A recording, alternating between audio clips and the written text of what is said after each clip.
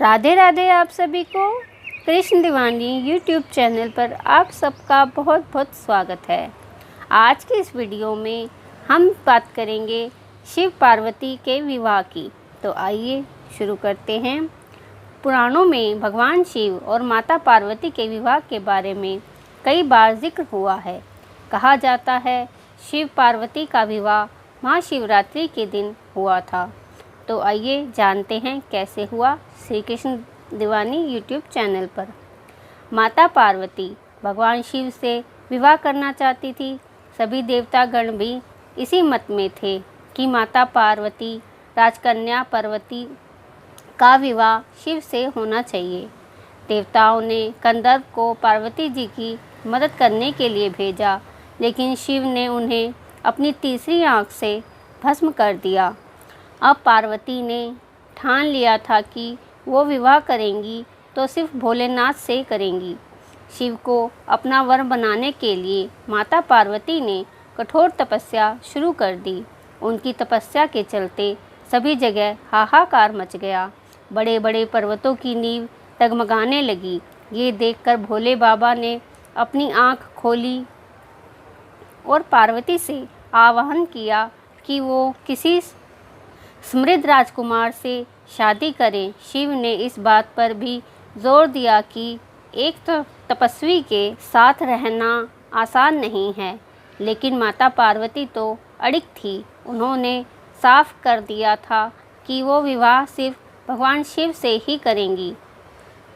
अब पार्वती की ये जिद देखकर भोलेनाथ पिघल गए और उनसे विवाह करने के लिए राजी हो गए।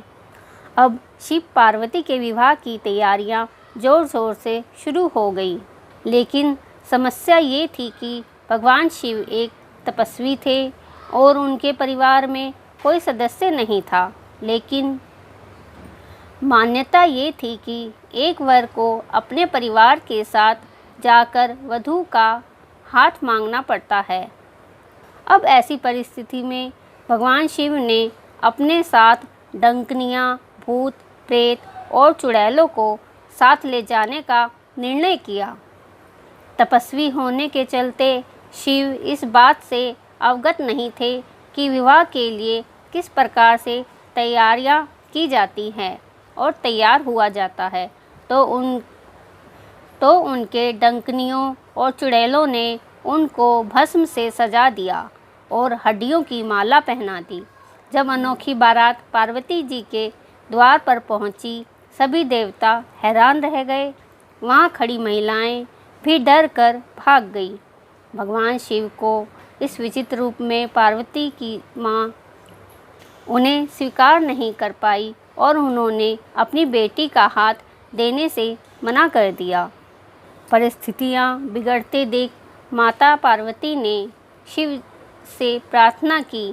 वो उनके रीति रिवाजों के मुताबिक तैयार होकर आए।